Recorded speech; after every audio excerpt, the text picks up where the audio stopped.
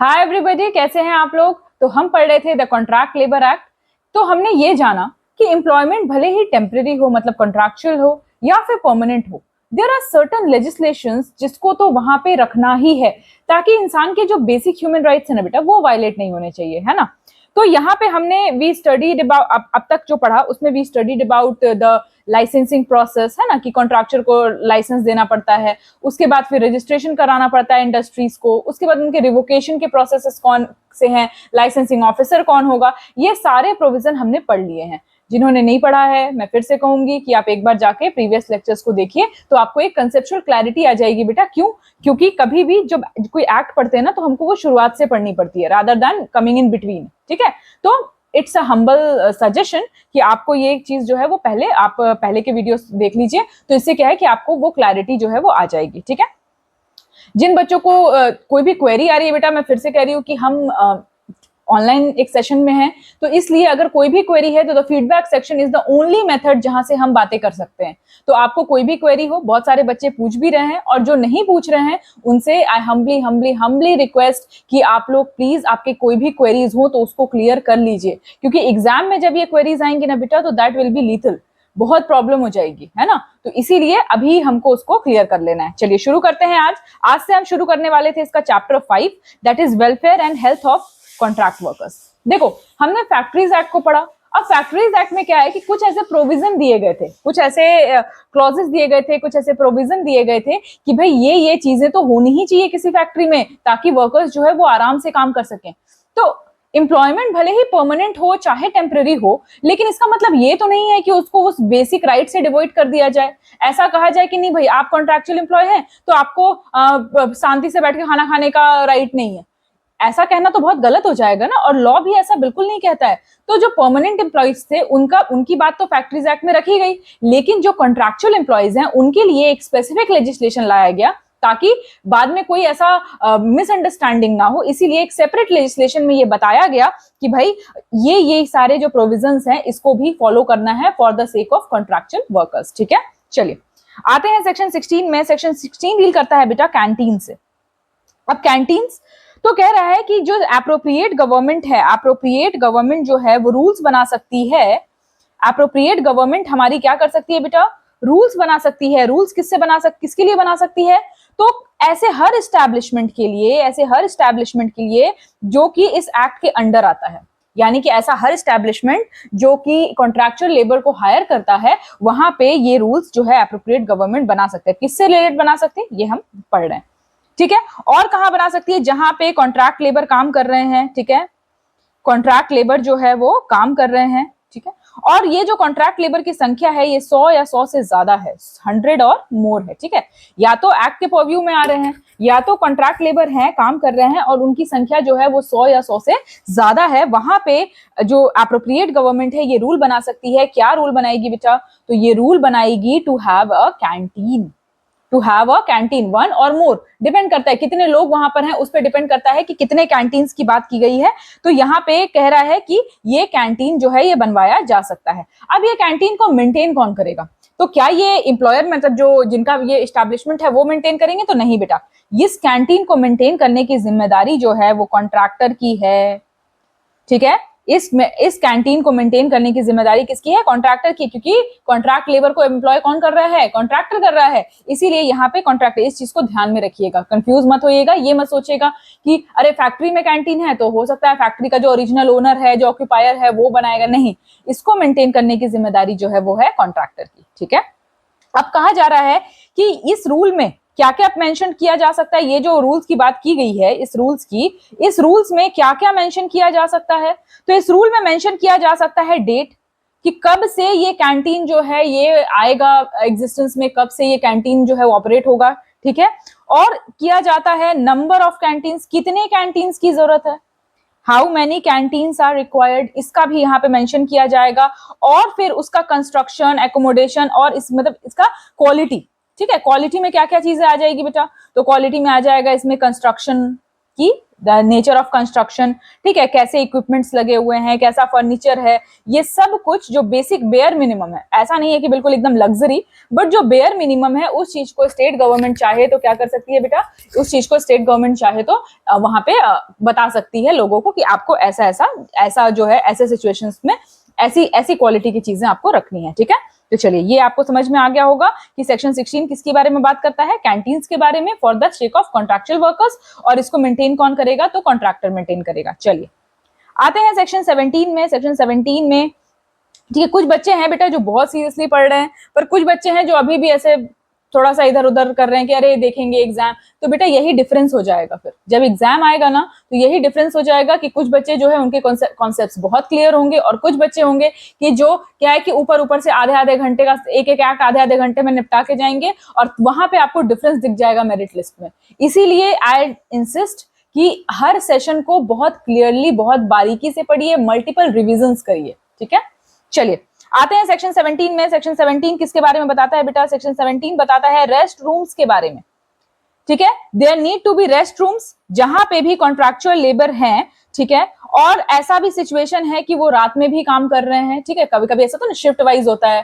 For female night working at night is not allowed, पर for male it is allowed, right. तो जहां पे भी ऐसा है कि नाइट हॉल्ट हो रहा है, ठीक है, वहां पे रेस्ट रूम्स की जरूरत है, ठीक है। यहाँ पे भी वही कंडीशन होंगे कि ऐसे कोई भी एस्टैब्लिशमेंट जहां पे एक्ट अप्लाई होता है या फिर जहां पे कॉन्ट्रैक्चुअल लेबर है, ठीक है, तो वहां पे क्या है, वहां पे प्रॉपर रेस्टरूम्स होने चाहिए for the people who are working, जो वहां पे काम कर रहे हैं उनके लिए रेस्टरूम्स होने चाहिए। और इसके अलावा अगर रुकने का काम हो रहा है, यानी कि ऐसा है कि रात में भी काम हो रहा है, तो वहां पे ऑल्टरनेटिव एकोमोडेशन भी होना चाहिए, ठीक है, ऑल्टरनेटिव एकोमोडेशन भी होना चाहिए, और ये बिल्कुल सफिशिएंटली लाइटेड होना चाहिए, ये नहीं कि बिल्कुल अंधेर नगरी हो रखी है ना, तो ये सफिशिएंटली लाइटेड होने चाहिए। और क्या होना चाहिए, वेंटिलेशन प्रॉपर, ये नहीं कि सफोकेशन हो रहा है, तो प्रॉपरली वेंटिलेटेड होना चाहिए, और क्लीन होना चाहिए, हाइजीन का सैनिटेशन का प्रॉपर जो है वो ध्यान रखना जाना चाहिए। यानी कि ये सब बेसिक चीजें बेटा, ये बहुत बेसिक चीजें कि अगर कोई कहीं पे काम कर रहा है तो वो भी डिजर्व करता है कि क्लीनलीनेस हो, हाइजीन हो, कोई बीमारी ना हो, ठीक है, और बीमारी के साथ साथ आपका काम करने का वहां मन करे,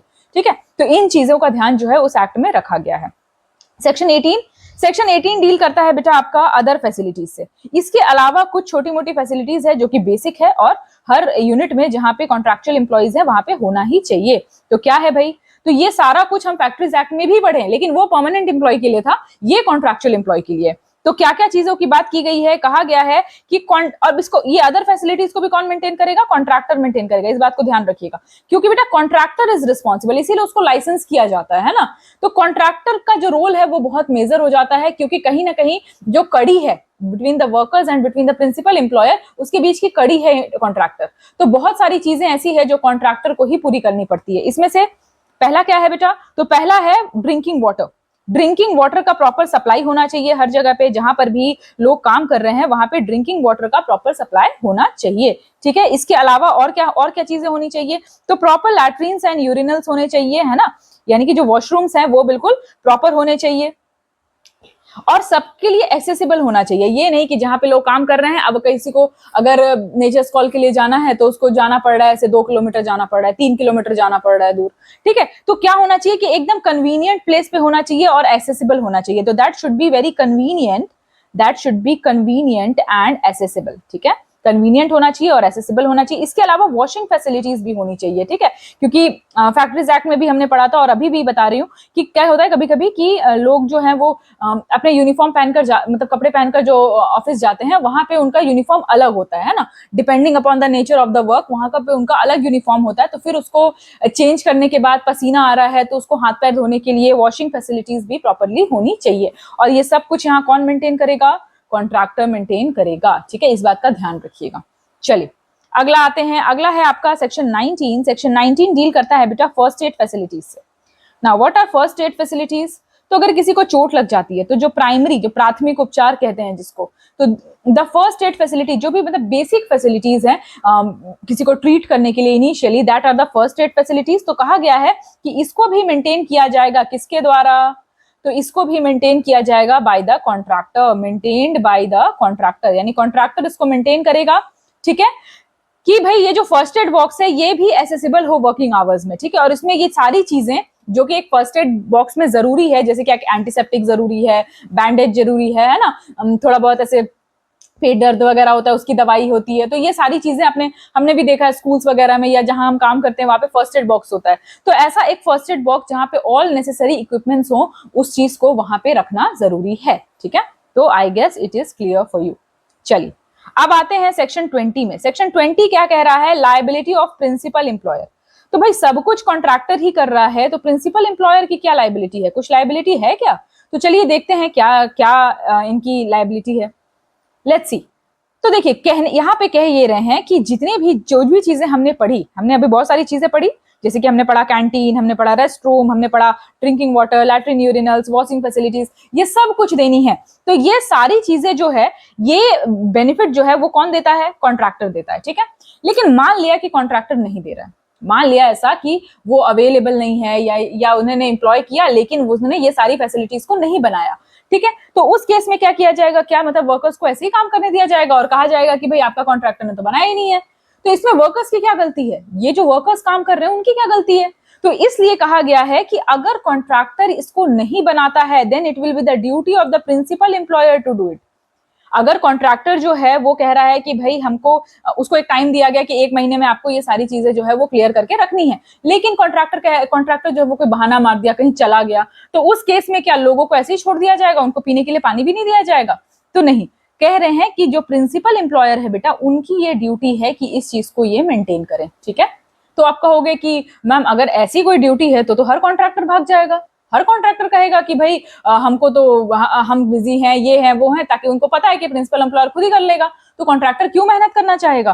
तो यहाँ पे कहा जा रहा है बेटा कि अगर प्रिंसिपल एम्प्लॉयर ये सारी फैसिलिटीज देते हैं, अगर प्रिंसिपल एम्प्लॉयर जो है वो ये सारी फैसिलिटीज देते हैं, तो बदले में जो अमाउंट होगा that would be recovered by the from the contractor.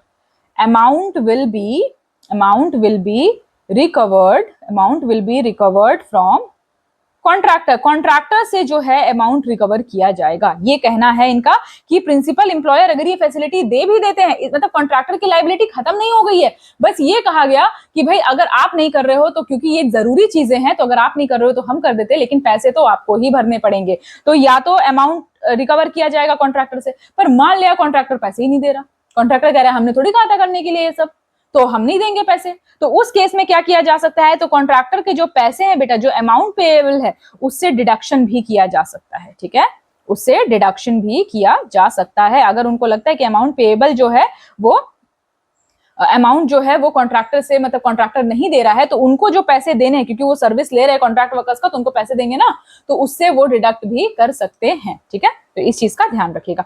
I hope आपके लिए इतना क्लियर होगा, मतलब कोई प्रॉब्लम, बेटा ये बहुत बेसिक है, मतलब बहुत टफ नहीं है।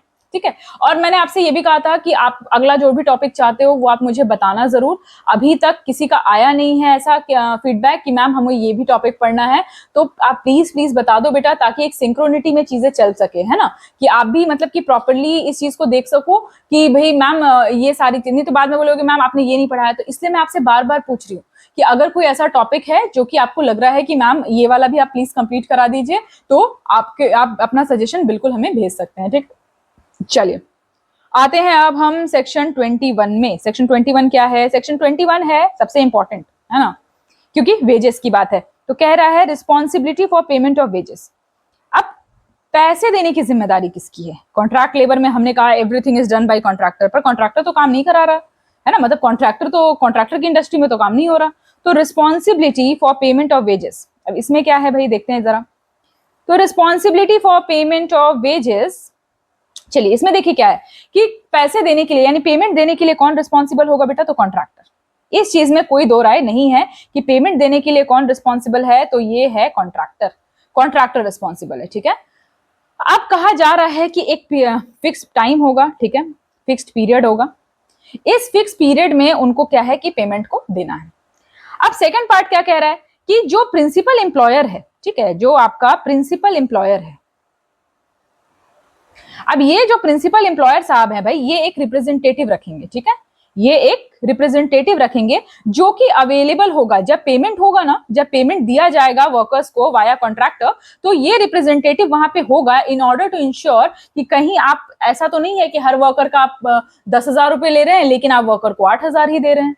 तो इस चीज को इंश्योर करने के लिए this representative will be responsible, ठीक है। और उसके बाद ये जो कॉन्ट्रैक्टर है बेटा, ये जो कॉन्ट्रैक्टर है इसकी ये रिस्पॉन्सिबिलिटी होगी। क्या रिस्पॉन्सिबिलिटी होगी? कि जो भी पेमेंट किया जाए वो इनके मौजूदगी में किया जाए, ठीक है। यानी जो भी पेमेंट किया जाएगा वो रिप्रेजेंटेटिव वहां पे प्रेजेंट होगा तभी पेमेंट किया जाएगा, ठीक है। अब कह रहा है कि अगर कॉन्ट्रैक्टर प्रॉपर नहीं देता है पेमेंट, ठीक है, तो कॉन्ट्रैक्टर जो है वो पेमेंट नहीं देता है, तो उस समय अगर मान लेते हैं कि कहा गया था कि 10 तारीख तक आप पेमेंट दे दीजिए, पर कॉन्ट्रैक्टर ने 15 तारीख हो गई, 20 तारीख हो गई, पेमेंट नहीं दिया है, तो फिर वो चीज डिडक्ट कर, मतलब कि उस समय कौन देगा? उस समय पे ड्यूटी हो जाती है प्रिंसिपल एम्प्लॉयर की कि वो पेमेंट करेंगे। तो कह रहे हैं कि अगर कॉन्ट्रैक्टर फेल्स टू पे, तो फिर पेमेंट की रिस्पॉन्सिबिलिटी किसकी हो जाएगी? तो फिर रिस्पॉन्सिबिलिटी किसकी होगी? रिस्पॉन्सिबिलिटी हो जाएगी प्रिंसिपल एम्प्लॉयर की।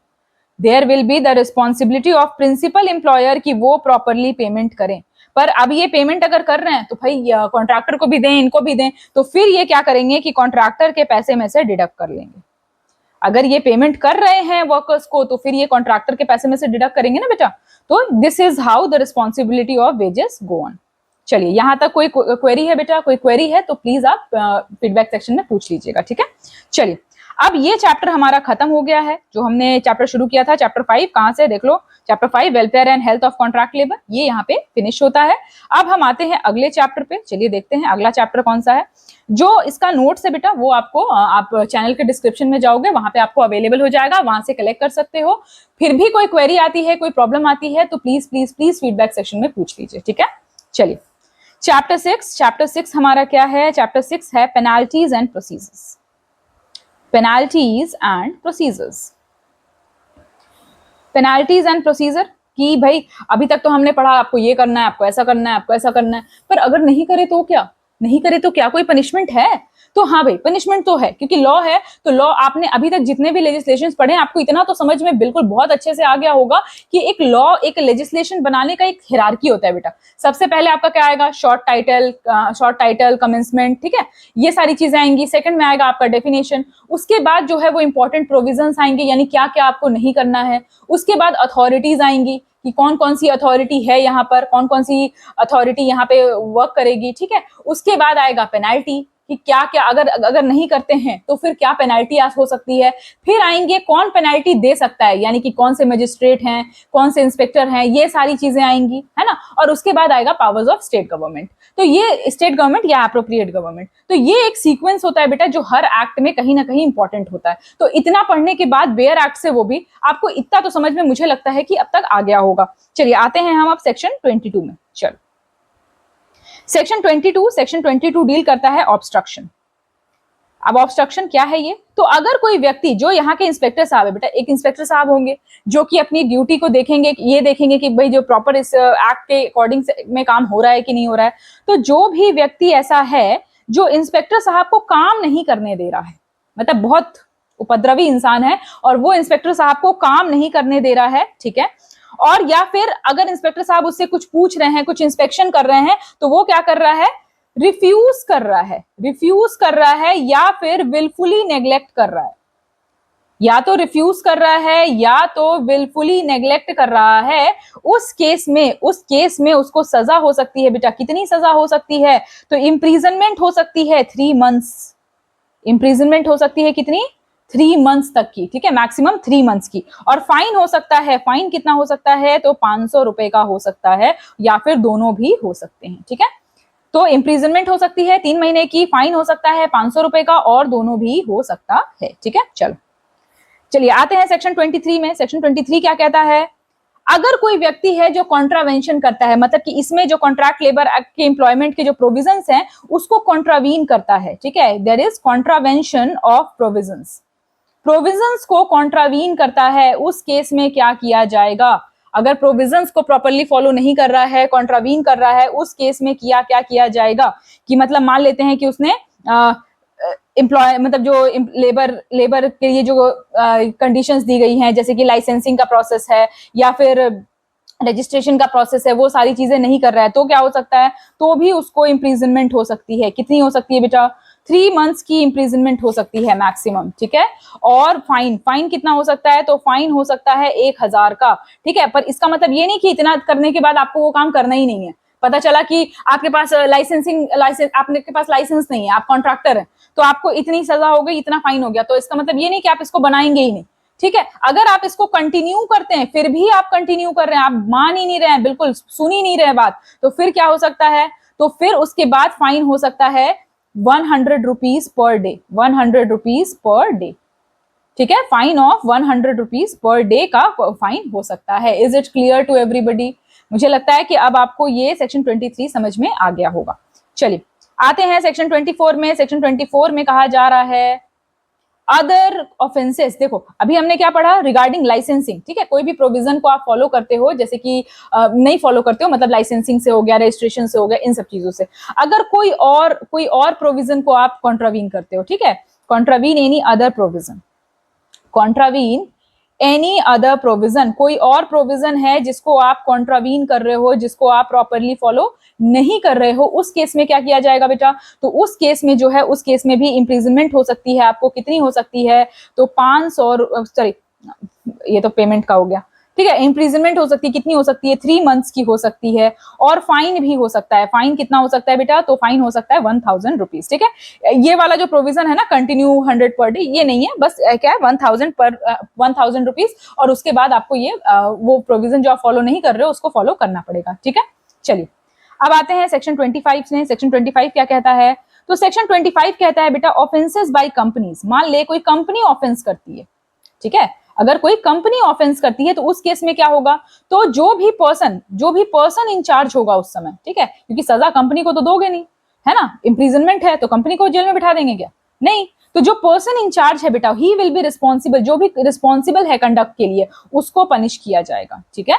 जिसके कारण से ये हुआ है उसको पनिश किया जाएगा। अगर उसको बचना है, मतलब अगर ये व्यक्ति पर्सन इंचार्ज है, अगर मान लेते हैं ये गलती पे नहीं है, तो इसको क्या है, ये चीज प्रूफ करनी पड़ेगी, ठीक है। इस पे ओनस होगा, इस पे होगा ओनस टू प्रूफ। क्या प्रूफ करना पड़ेगा? कि ये जो काम हुआ है वो विदाउट हिज नॉलेज हुआ है, यानी कि उसको पता नहीं था, कोई और व्यक्ति है जो इसमें लिए रिस्पॉन्सिबल है। इस चीज को आपको ये जो इंचार्ज साहब हैं इनको ये प्रूफ करना पड़ेगा, ठीक है। तो अगर ऐसा होगा, अगर ऐसा है, तो फिर अगर कोई और व्यक्ति है जो कि इसके लिए रिस्पॉन्सिबल है, तो फिर उसको भी अकॉर्डिंगली इसी हिसाब से पनिश किया जाएगा, ठीक है। तो आई होप आपके लिए ये क्लियर होगा। चलिए आते हैं अगला सेक्शन 26। सेक्शन 26 क्या कहता है? Cognizance of offence. कब लिया जाएगा कॉग्निजेंस बेटा? कॉग्निजेंस इस एक्ट से रिलेटेड कोई भी अगर ऐसा प्रोविजन ऐसा होता है कि मतलब कोई गलती कर रहा है, तो उसका कॉग्निजेंस कब लिया जाएगा? तो कॉग्निजेंस लिया जाएगा जब कंप्लेंट होगी, ठीक है, ठीक है, या तो बाय इंस्पेक्टर या फिर सैंक्शन बाय इंस्पेक्टर, ठीक है। या तो इंस्पेक्टर खुद कंप्लेन करेंगे या तो राइटिंग में, ठीक है, राइटिंग में देंगे कि भाई ऐसा ऐसा इवेंट हुआ है और इसके कारण ये कंप्लेन फाइल होनी चाहिए। उसके बाद, ठीक है, तो जब तक ये कंप्लेन नहीं होगी बेटा, और या फिर इंस्पेक्टर खुद करें या तो सैंक्शन करें, तब तक ये कंप्लेन जो है इसका कॉग्निजेंस नहीं लिया जाएगा। और इसको ट्राई कौन करेगा? यानी कि इसके जो जज होंगे, इसके जो प्रिसाइडिंग ऑफिसर होंगे, वो कौन होंगे? कौन लेगा इसका कॉग्निजेंस? तो ये लेंगे आपके प्रेसिडेंसी मैजिस्ट्रेट या फिर JMFC stands for judicial magistrate first class. तो इनसे नीचे का कोई व्यक्ति जो है वो इसका कॉग्निजेंस नहीं ले सकता, यानी जुडिशियल मैजिस्ट्रेट सेकंड क्लास वगैरह इसको नहीं ले सकते, ठीक है। चलिए अब आते हैं सेक्शन 27। सेक्शन 27 किसके बारे में बताता है? लिमिटेशन। मतलब ऐसा है क्या कि 10 साल बाद भी हम कंप्लेन कर सकते हैं? बिल्कुल नहीं कर सकते हैं। कह रहे हैं कि कंप्लेन जो है, ठीक है, जैसे ही इंस्पेक्टर के नॉलेज में आया उसके 3 महीने के अंदर, ठीक है, इंस्पेक्टर के नॉलेज में आते से ही 3 महीने के अंदर इसका कॉग्निजेंस ले लिया जाएगा, ठीक है। मतलब इसको आपको कंप्लेन फाइल कर देनी है, उसके बाद जो है वो उसका कंप्लेन जो है वो फाइल नहीं किया जाएगा। लेकिन एक यहाँ पे ये थोड़ा सा कैच है। क्या है भाई? कि अगर ऑफेंस है वो है, जैसे इंस्पेक्टर साहब ने मान ले कोई रिटन ऑर्डर दिया है, ठीक है, मान लेते हैं कि इंस्पेक्टर साहब ने कोई रिटन ऑर्डर दिया है और ये जो रिटन ऑर्डर है ना बेटा, ये रिटन ऑर्डर को फॉलो नहीं किया गया, मतलब इंस्पेक्टर साहब ने कहा कि आपको ऐसा ऐसा करना है पर इस व्यक्ति ने फॉलो नहीं किया, तो अगर इसको डिसओबे किया गया है, अगर इसको डिसओबे किया गया है रिटन ऑर्डर को, उस केस में ये टाइम जो है वो 6 मंथ्स का होगा। ठीक है, वैसे तो कोई और ऑफेंस के लिए जैसे ही इंस्पेक्टर साहब के नॉलेज में आया 3 महीने के अंदर आपको कंप्लेंट फाइल करनी है, और अगर मान लेते हैं कोई रिटन ऑर्डर का डिसओबे किया गया है, उस केस में ये जो लिमिटेशन पीरियड है वो 6 मंथ्स का हो जाएगा। ठीक है, यानी 6 मंथ्स के अंदर आपको कंप्लेंट फाइल करनी है। चलिए, तो यहाँ पे आपका जो चैप्टर 6 है वो कंप्लीट हो गया। अब आते हैं हम चैप्टर 7 में, थोड़े बहुत से प्रोविजंस हैं, ठीक है, ज्यादा नहीं है। चैप्टर 7 क्या है? चैप्टर 7 है मिसलेनियस। ठीक है, मिसलेनियस है यानी कि थोड़े बहुत से जो एडिशनल प्रोविजंस है उसके बारे में यहाँ बात की गई है। चलिए आते हैं सेक्शन 28। सेक्शन 28 क्या कहता है बेटा? सेक्शन 28 कहता है इंस्पेक्टिंग स्टाफ। ना who is the inspecting staff? तो ये डिसाइड करने वाली जो अथॉरिटी है वो है बेटा एप्रोप्रिएट गवर्नमेंट। एप्रोप्रिएट गवर्नमेंट बताएगी via notification in the official gazette, appropriate government in via notification in the official gazette ऐसे लोगों को अपॉइंट करेगी, ऐसे लोगों को अपॉइंट करेगी। किसको अपॉइंट करेगी? इंस्पेक्टर साहब को। क्योंकि अभी हमने थोड़ी देर पहले ही पढ़ा है कि जो इंस्पेक्टर साहब हैं वो एंटर कर सकते हैं प्रीमाइसिस में, है ना। उसके बाद फिर लिमिटेशन में भी इंस्पेक्टर साहब को कंप्लीट, इंस्पेक्टर साहब आए कहां से, किसने अपॉइंट किया? तो ये इंस्पेक्टर साहब को अपॉइंट किया है एप्रोप्रिएट गवर्नमेंट ने। ठीक है, अब इनके पावर्स क्या क्या होंगे बेटा? तो चलिए पावर्स को भी देख लेते हैं। तो इनका पहला तो पावर होगा कि एंटर कर सकते हैं, कब भाई? रीजनेबल आवर में एंटर कर सकते हैं। रीजनेबल आवर में एंटर करके क्या कर सकते हैं? एंटर करके वहां पे देख सकते हैं, चेक कर सकते हैं, सर्च कर सकते हैं, एग्जामिन कर सकते हैं, एग्जामिन रिकॉर्ड्स एंड रजिस्टर्स। ठीक है, एग्जामिन कर सकते हैं रिकॉर्ड्स, रजिस्टर्स को, ठीक है, या फिर नोटिसेस को, ये सारी चीजों को एग्जामिन करना, चेक करना, ये पावर है आपके इंस्पेक्टर साहब का। ठीक है, उसके बाद क्या कर सकते हैं? एग्जामिन द पर्सन, जो भी प्रीमाइसिस में है उससे पूछताछ कर सकते हैं, और कोई भी व्यक्ति डिनाई नहीं कर सकता है कि हम इसका जवाब नहीं देंगे, है ना। ये इससे बकायदा इनसे पूछताछ कर सकते हैं जो भी इनको सही लगता है। ठीक है, उसके बाद और क्या कर सकते हैं? कोई भी information regarding the name and address, information regarding workman, जो भी लोग वहां पे काम कर रहे हैं उनका नाम, एड्रेस, ये सारी चीजें, ये सब कुछ अगर ये चाहें तो ये बुलवा सकते हैं, क्योंकि ये इनके ड्यूटी के पर्व्यू में आता है। ठीक है, इसके अलावा और क्या कर सकते हैं? तो भाई सीज कर सकते हैं। क्या सीज कर सकते हैं? या कॉपी सीज कर सकते हैं, या इसकी कॉपीज ले सकते हैं। किस चीज की भाई? तो जो भी रजिस्टर है, जो भी रजिस्टर है, रिकॉर्ड्स है, जो भी रजिस्टर है, रिकॉर्ड्स है, नोटिसेस है, इन सब की चाहे तो ये कॉपी ले सकते हैं, या फिर उसका जो ओरिजिनल जो है उसको सीज कर सकते हैं। ठीक है, ये सारे पावर जो है ये आपको इंस्पेक्टर साहब को दिए गए हैं। ठीक, इसके अलावा अगर गवर्नमेंट को लगता है, एप्रोप्रिएट गवर्नमेंट को लगता है कि एनी अदर पावर, और भी कोई पावर है जो depending upon the nature of industry, depending upon the nature of work मिलना चाहिए, तो वो दे सकती है एप्रोप्रिएट गवर्नमेंट। ठीक है, पर इंस्पेक्टर साहब खुद से नहीं ले सकते, एप्रोप्रिएट गवर्नमेंट देंगी तभी ये इस पावर को यूज कर सकते हैं। क्लियर है? चलिए अब आते हैं सेक्शन 29 में। सेक्शन 29 क्या कहता है? Register and other records. Register and other records, ये सारे प्रोविजन पता मैं जल्दी जल्दी भी इसलिए पढ़ा रही हूँ ना, क्योंकि ये सब कुछ हमने कहीं ना कहीं पढ़ रखा है। बस आपको ये देखना है कि ये सब कुछ अब कॉन्ट्रैक्ट लेबर में भी ये अप्लाई होगा। हमने पहले ही पढ़ रखा है, ये सारे प्रोविजंस हम ऑलरेडी पढ़ चुके हैं। In the payment of wages act, in the factories act, we already studied it. तो रजिस्टर एंड अदर प्रोविजंस, अब रजिस्टर और अदर प्रोविजन तो कहा जा रहा है कि ये जो प्रिंसिपल एम्प्लॉयर है, ये जो प्रिंसिपल एम्प्लॉयर है, प्रिंसिपल एम्प्लॉयर साहब और प्लस कॉन्ट्रैक्टर साहब, इनको क्या करना है भाई? इनको रजिस्टर मेंटेन करना है। इनको क्या करना है?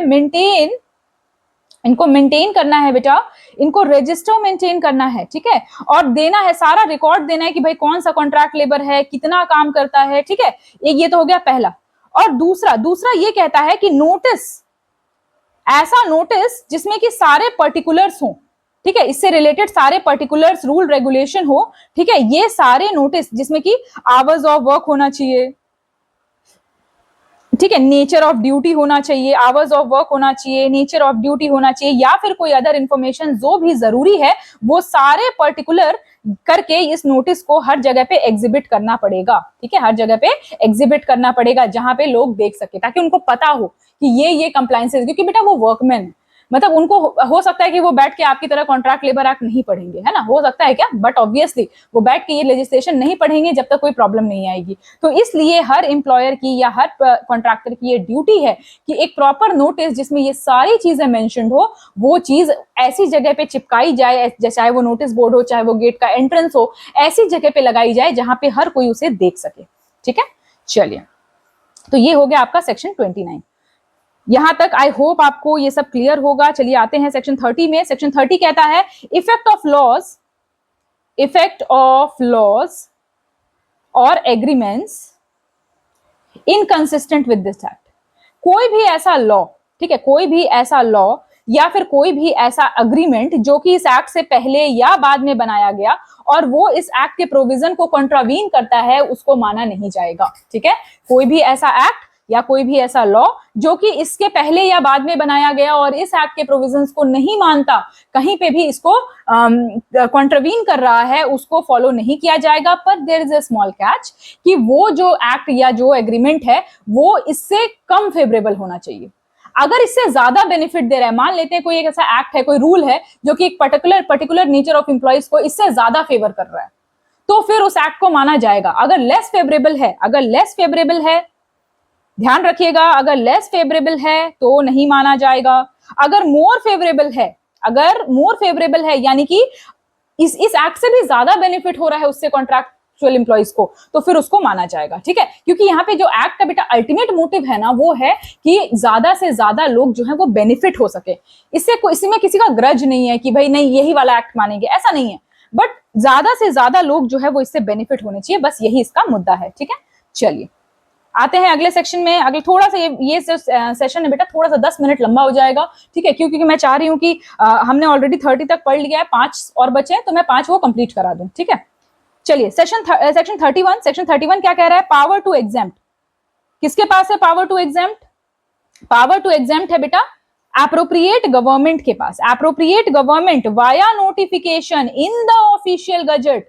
एप्रोप्रिएट गवर्नमेंट को अगर लगता है कि भाई इस पर्टिकुलर नेचर ऑफ इंडस्ट्रीज में इसके कुछ प्रोविजन को फॉलो नहीं भी किया जाए तो कोई दिक्कत नहीं होगी, तो उस केस में वो via notification in the official gazette इस चीज को लागू करवा सकते हैं कि भाई ये पर्टिकुलर नेचर ऑफ इंडस्ट्री, इसको हम एग्जेम्प्ट करते हैं।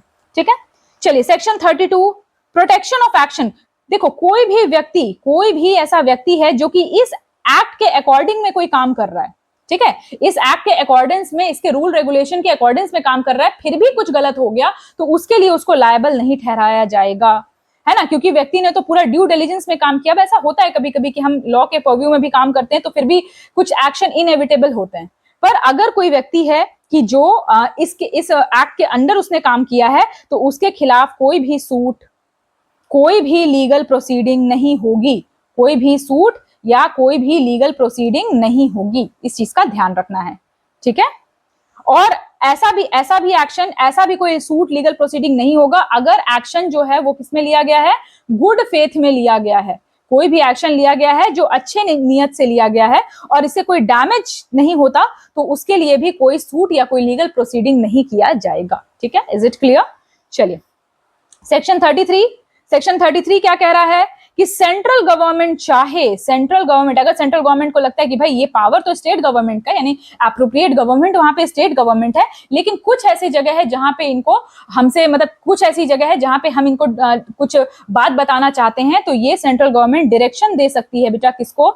स्टेट गवर्नमेंट को। अगर उनको लगता है कि भाई जो स्टेट गवर्नमेंट है वो कुछ चीजों में देख नहीं पा रही है या प्रॉपर डिसीजन इन्होंने नहीं लिया है, तो सेंट्रल गवर्नमेंट स्टेट गवर्नमेंट को डायरेक्शंस दे सकते हैं। ठीक है, चलिए सेक्शन 34 है पावर टू रिमूव डिफिकल्टीज। अब ये क्या है भाई? तो पावर टू रिमूव डिफिकल्टीज का मतलब है कि अगर कोई डिफिकल्टी अराइज हो रही है, मतलब क्योंकि एक्ट बेटा न्यू है ना, अचानक से कोई एक्ट नहीं आ जाता है तुरंत उसको, तो अगर लागू करने में, इसको एग्जीक्यूट करने में कोई डिफिकल्टी हो रही है तो गवर्नमेंट जो है वो सर्टेन डिसीजन ले सकती है via notification in the official gazette. ठीक है, जब तक कि उस डिफिकल्टी को रिमूव ना करा जा सके तब तक वो चाहे तो कुछ भी डिसीजन ऐसा ले सकती है इस एक्ट को लागू कराने के लिए। ठीक है, चलिए अब है हमारा last section, that is section 35। This is very very important और ये हम ऑलरेडी इतने टाइम में पढ़ चुके हैं। जहां जहां पे ये लिखा था ना बेटा कि appropriate government has the power, appropriate government has the power, उन सबको यहाँ पे कंसोलिडेट कर दिया गया है। यानी कि पावर टू मेक रूल्स किसके पास है पावर? तो ये तो आपको बहुत अच्छे से पता है कि ये पावर है बेटा एप्रोप्रिएट गवर्नमेंट के पास। किसके पास है? एप्रोप्रिएट गवर्नमेंट के पास क्या पावर है? तो कह रहा है कि जो बोर्ड्स होंगे बेटा, चाहे वो सेंट्रल हो चाहे वो स्टेट बोर्ड हो, चाहे वो सेंट्रल हो चाहे वो स्टेट बोर्ड हो, उसमें उसके जो कितने मेंबर्स होंगे, उनका टर्म कंडीशन क्या होगा, मेंबर्स और उनके टर्म्स एंड कंडीशंस, ये सब डिसाइड करने का पावर किसको है? तो ये सब डिसाइड करने का पावर एप्रोप्रिएट गवर्नमेंट को है। ये हम पहले भी पढ़ चुके हैं ना, बस यहाँ पे कंसोलिडेट किया हुआ है। इसके अलावा और क्या पावर है? तो रजिस्ट्रेशन का प्रोसेस कैसे होगा, जो भी रजिस्ट्रेशन का प्रोसेस है, लाइसेंसिंग का प्रोसेस है, वो कैसे होगा, क्या मैनर होगा, कैसे फॉर्म भरना है, इन सब से रिगार्डिंग रूल्स जो है वो भी स्टेट गवर्नमेंट ला सकती है। ठीक है। उसके बाद जो कमिटीज बनेंगी, सेंट्रल और स्टेट बोर्ड जो है वो कमिटीज बना सकते हैं, तो वो कमिटी के मीटिंग की प्रोसीजर क्या होगी, ठीक है। उसके बाद कितना कोरम होगा उसका, ये सब कुछ भी यहाँ पे स्टेट गवर्नमेंट मतलब एप्रोप्रिएट गवर्नमेंट जो है वो वहां पे डिसाइड करती है। उसके बाद और क्या डिसाइड करती है? रिन्यूअल ऑफ लाइसेंस, रिन्यूअल का क्या प्रोसेस होगा, कैसे फॉर्म भरना है, ये सारी चीजें। ठीक है। फिर अमेंडमेंट ऑफ लाइसेंस, बताया था मैंने कि अमेंडमेंट हो सकता है लाइसेंस, तो वो भी कैसे होगा, कौन कौन से डॉक्यूमेंट जरूरी होंगे, मतलब जो एग्जीक्यूटिंग रूल्स है ना बेटा, इसमें क्या लिखा है कि लाइसेंस बनेगा, कैसे बनेगा, क्या रूल होगी, वो सब appropriate government time to time decide करेंगे। ठीक है। उसके बाद और क्या कर सकते हैं कि भाई ये जो कैंटीन्स हैं, रेस्ट रूम्स हैं, ठीक है, उसके बाद फिर यूरिनल्स हैं, तो ये सारी चीजें इनकी नंबर कितने नंबर में होंगे, ठीक है। उसके बाद फिर क्या क्या इसमें क्या क्या चीजें होंगी, यानी कि जो बेसिक जो क्राइटेरिया है वो क्या होगा, तो ये सब कुछ यहाँ पे मेंशन किया जाएगा। ठीक है। उसके बाद फिर फर्स्ट एड बॉक्स में क्या क्या इक्विपमेंट्स होंगे, ये भी कौन बताएगा? तो एप्रोप्रिएट गवर्नमेंट बताएगी। उसके बाद रिकॉर्ड और रजिस्टर कैसे मेंटेन करना है, रिकॉर्ड रजिस्टर को कैसे मेंटेन करना है, ये भी कौन बताएगा? तो ये भी जो है आपकी एप्रोप्रिएट गवर्नमेंट बताएगी। इसके अलावा एनी अदर मैटर, कोई अदर मैटर जो एप्रोप्रिएट गवर्नमेंट को लगता है कि भाई यहाँ पे भी हमारा इंटरफेरेंस जरूरी है, वो भी एप्रोप्रिएट गवर्नमेंट बता सकती है। ठीक है। अब कोई भी लॉ, क्योंकि बेटा ये सेंट्रल गवर्न रूल है, एक्ट है, ठीक है, तो अगर इस एक्ट में कोई भी चेंज होगा, ठीक है, कोई भी चेंज होगा, सेंट्रल गवर्नमेंट कोई भी रूल बना रही है, तो वो कहां जाएगा? हाउस ऑफ पार्लियामेंट में जाएगा डिस्कशन के लिए, हाउस ऑफ पार्लियामेंट में जाएगा, क्योंकि ये एक सेंट्रल लेजिस्लेशन है। ठीक है। तो हाउस ऑफ पार्लियामेंट में जाएगा, वहां पे 30 डेज का डिस्कशन होगा। अब ये 30 डेज ऐसे लगातार नहीं, मतलब इसमें एक भी सेशन हो सकता है, 2 सेशन भी हो सकता है, और उसके बाद फिर इसको जो भी मॉडिफिकेशन चाहिए होगा, ये सारी चीजें करके इसको notification in the official gazette में डाल दिया जाएगा। ठीक है। और स्टेट गवर्नमेंट अगर होगी तो स्टेट लेजिस्लेचर, सेंट्रल होगी तो सेंट्रल लेजिस्लेचर। ठीक है। चलिए, यहां तक था आपका ये एक्ट, यानी कि यहाँ पे हमने the contract labour regulation and abolition act खत्म कर लिया है।